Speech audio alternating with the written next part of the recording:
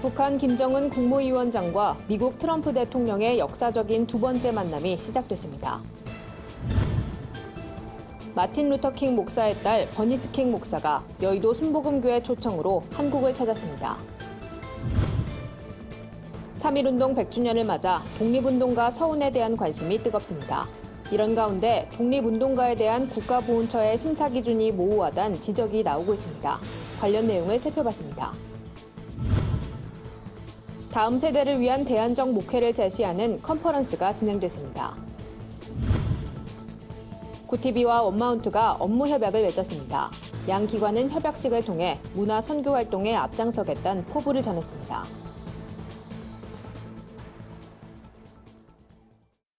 안녕하십니까. 구티비 뉴스입니다.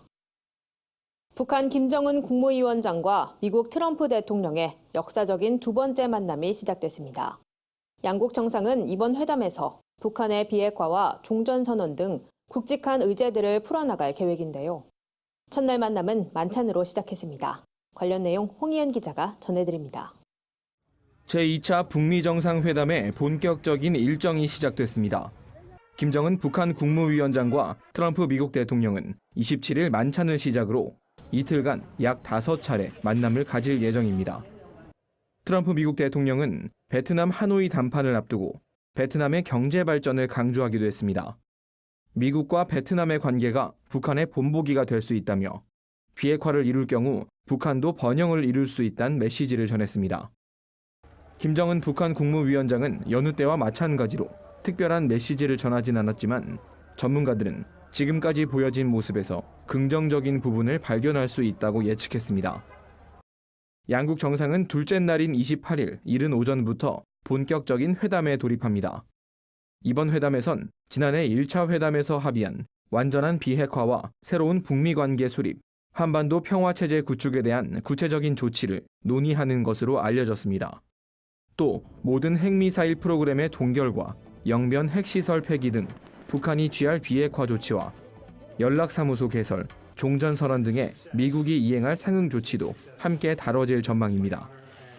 한편 문재인 대통령은 제2차 북미 정상회담에 대해 한반도의 평화와 번영을 만들어 나가는 데 있어 매우 중요한 의미가 있다는 반응을 보였습니다. 문 대통령은 27일 아랍에미리트 왕세제와의 정상회담에서 이같이 말하며 한반도에도 항구적 평화와 공생 번영의 기운이 널리 퍼지길 기대한다고 전했습니다. 구티비 뉴스 홍의연입니다. 미국의 흑인 인권운동가로 잘 알려진 마틴 루터킹 목사의 딸 버니스 킹 목사가 전격 방한했습니다. 이번 방한은 여의도 순복음교회의 공식 초청으로 이뤄진 건데요. 이른 새벽에도 이영훈 목사 등 많은 목회자들이 버니스 킹 목사의 입국을 환영했습니다. 버니스 킹 목사는 입국장에서 나와 화동의 꽃을 전달받고 환영 인파의 환대를 받으며 미소를 드러냈습니다.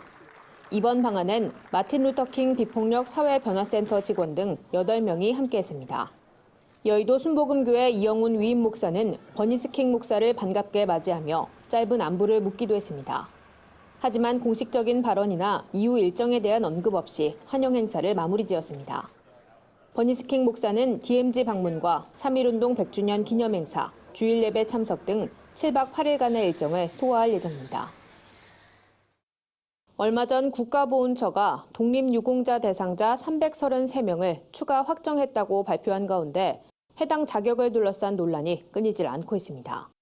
독립운동에 참여했지만 보훈처 기준에 맞지 않아 국가유공자로 인정되지 못한 사람들, 어떤 이유일까요? 여선아 기자가 알아봤습니다. 1920년대부터 1930년대에 독립운동가로 활동했던 송종현 선생. 그는 일제강점기 당시 2번이나 옥고를 치른 불굴의 독립투쟁가였습니다. 하지만 사회주의 계열에 속했다는 이유로 독립유공자로 인정받지 못했습니다. 그런데 국가보훈처가 3.1절 계기로 발표한 독립유공 서훈 대상자 333명 중 5명이 사회주의 계열 인사인 것으로 확인돼 논란이 일고 있습니다. 송종현 선생의 서훈을 기다렸던 이들을 아쉽게 만든 대목입니다. 보훈처는 5명의 사회주의 계열 인사는 북한 정권 수립에 기여한 정황이 없어 독립유공자로 선정했다고 밝혔습니다. 보훈처의 독립운동가 선정 기준의 모호함은 이것뿐만이 아니었습니다. 일본군 비행기를 몰고 상하이로 탈출해 독립운동에 참여했던 임도현 선생은 독립운동에 관한 공신력 있는 자료가 없어 공을 인정받지 못하고 있는 상태입니다. 이 밖에도 보훈처는 심사 과정에서 필요한 일제치하 재판 기록 등 일반인들이 구하기 어려운 자료들을 요구해 자료 부족으로 인정하지 않은 사례가 수도 없습니다. 또 이 신청을 하고 나면은 그 자격이 안 된다, 더 보충 서류를 가져오라, 뭐 이런 게 많아요. 또 독립운동 여부를 인정하는 심사 기준도 애매합니다.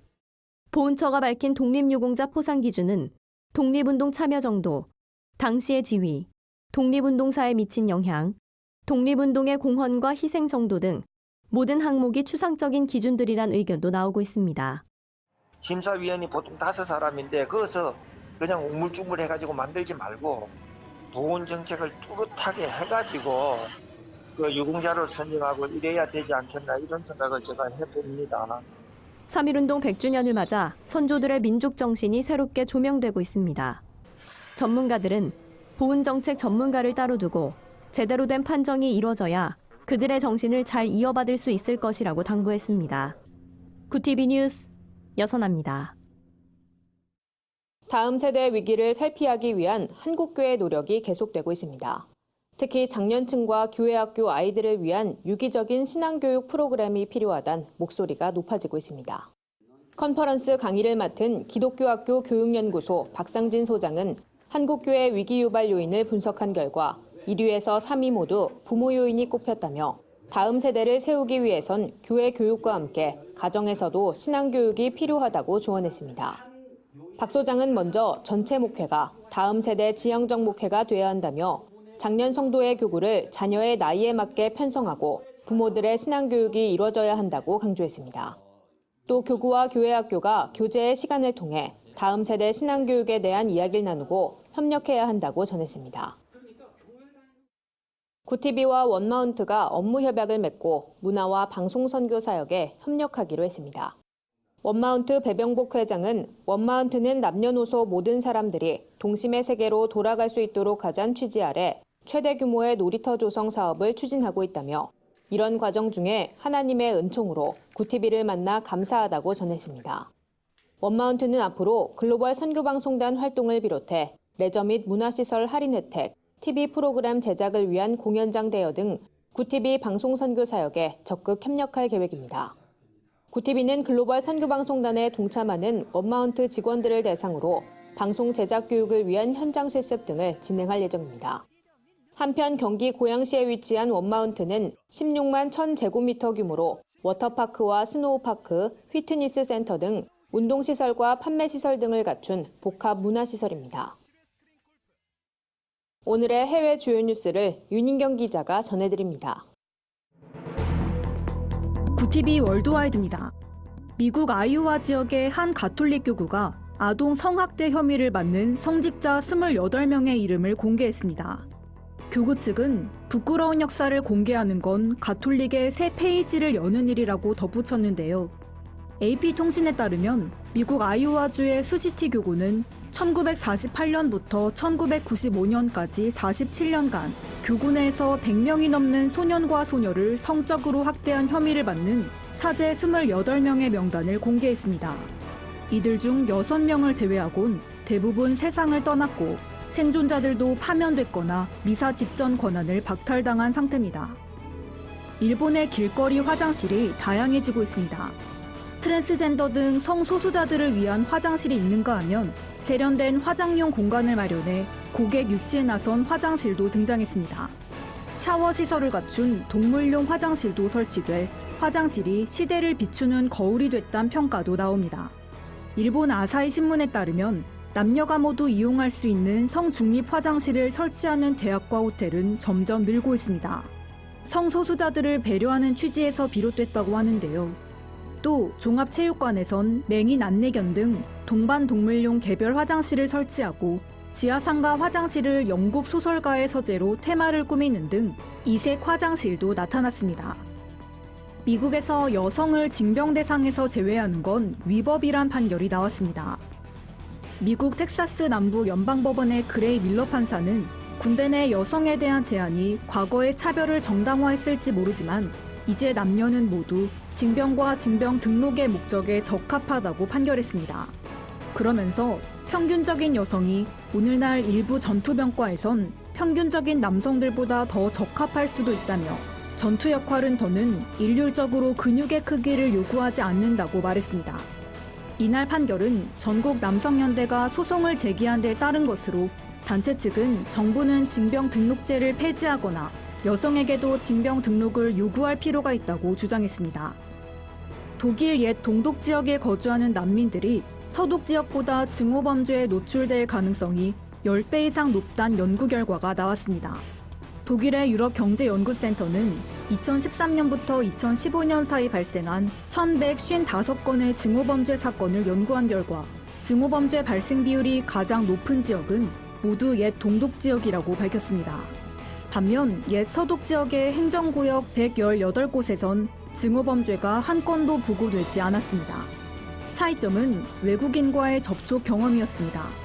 연구진은 증오범죄 발생에 영향을 미치는 요소는 난민의 수가 아닌 이민자와 접촉한 경험이라며 증오범죄를 줄이려면 난민에 대한 현지인들의 인식과 연민을 높여야 한다고 주문했습니다. 인도가 48년 만에 파키스탄의 테러 캠프를 보복 공격했습니다. 인도 공군이 전투기 12대로 1톤이 넘는 폭탄을 투하해 캠프에 있던 무장병력 300명이 숨졌습니다. 현지 매체는 이번 공습으로 테러리스트 집단인 자이쉬-에 무함마드의 훈련 캠프가 완전히 파괴됐다고 주장했습니다. 파키스탄은 인도가 정전협정을 위반했다고 강력히 비난했습니다. 지난 14일 파키스탄의 자폭 테러 이후 핵무기 보유국인 인도와 파키스탄의 긴장은 고조됐지만 전면 충돌로 확대될 가능성은 크지 않다고 외신들은 분석했습니다. 구티비 뉴스 윤희경입니다. 오늘의 사회 이슈를 여선아 기자가 종합해드립니다. 오늘의 이슈 포커스입니다. 지난해 우리나라 노동자 1인당 평균 노동시간이 1967시간으로 집계됐습니다. 고용노동부 조사에 따르면 노동시간은 전년보다 1.4%포인트 감소했지만 OECD 국가 중에선 여전히 높은 수준입니다. 주 52시간 제도가 300인 이상 사업체에 한정되면서 큰 영향을 미치지 못한 것으로 보입니다. 노동시간이 가장 많이 줄어든 업계는 제조업으로 그중 식료품 제조업과 고무 플라스틱 제품 제조업계가 가장 큰 폭으로 줄었습니다. 전국 보건의료산업노조와 영리병원 저지 범국민운동본부가 영리병원인 녹지국제병원의 운영 허가를 취소하고 공공병원으로 인수할 것을 제주도에 요구했습니다. 노조는 공사 대금을 갚지 못한 병원 측이 가압류 결정을 받았다며 개원 조건을 갖추지 못한 녹지국제병원의 개원 허가를 취소해야 한다고 주장했습니다. 제주도청 앞에서 시위를 진행한 노조 측은 녹지국제병원으로 이동해 항의 집회를 열기도 했습니다. 강원도 동해시가 3.1운동 100주년을 맞아 동해 이름 찾기에 나섭니다. 동해시에 따르면 최근 국제수로기구는 일본의 표기에 대한 우리 정부의 이의 제기를 받아들여 일본과 협의하도록 요구했습니다. 동해시는 이번이 동해 명칭을 되찾을 기회로 보고 동해 표기 운동에 적극 동참할 예정입니다. 한편 아베 신조 일본 총리는 지난 12일 일본해는 국제사회에서 확립된 유일한 호칭이라며 변경할 필요성이나 근거는 없다고 주장했습니다. 과자와 사탕, 초콜릿 등에 들어가는 식용색소가 모두 안전한 것으로 나타났습니다. 식품의약품안전처는 1,454개 제품의 식용타르 색소 함량을 분석한 결과 모두 식용 기준에 적합한 것으로 나타났다고 밝혔습니다. 식약처는 식용타르 색소 가운데 상대적으로 높은 노출량을 보인 것도 있었지만 일일 섭취 허용량 대비 0.52%로 매우 안전한 수준이라며 인체에 위해 우려가 없는 수준이라고 설명했습니다. 구티비 뉴스 여선아입니다. 주요 단신입니다. 한국기독교 군선교연합회가 정기총회를 열고 곽선희 목사를 이사장으로 유임하기로 했습니다. 군선교연합회는 또 국내 천여 개 군인교회 예배당에 대한 전수조사도 실시하기로 했습니다. 대대급 군인교회 부흥을 위한 1:1 결연, 군선교 교역자 운영 전문화 등을 위한 정책을 마련할 계획입니다. 총신대학교가 총장 후보 7명 중에서 총신대원 기독교윤리학 이상원 교수, 총신대 사회복지학 이재서 교수 2명을 법인이사회에 최종 추천하기로 했습니다. 총장은 이사회가 선임할 예정입니다. 다만 김영우 전 총장의 소청심사 결과에 따라 선임 여부가 결정될 것으로 보입니다. 한신대학교가 내달 1일부터 7일까지 3.1운동 100주년 기념 민족대표 33인 존영 수채화전을 개최합니다. 이번 전시회엔 한신대 서울평생교육원에서 수채화 지도를 받은 56세부터 73세의 교육원생 8명이 작가로 참여합니다. 사회복지법인 이웃사랑실천회와 홀로화, 에이치스 엔터테인먼트가 3.1운동 100주년 기념 걷기 대회를 진행합니다. 참가자들은 월드컵 경기장 평화광장 둘레길 5km를 태극기를 들고 함께 걷게 됩니다. 행사엔 독립선언문 낭독, 플래시몹, 3.1운동 역사 강의 등도 진행됩니다. 이상으로 뉴스를 마칩니다. 구티비 뉴스는 인터넷 신문, 데일리 굿뉴스를 통해서도 보실 수 있습니다. 시청해주신 여러분 고맙습니다.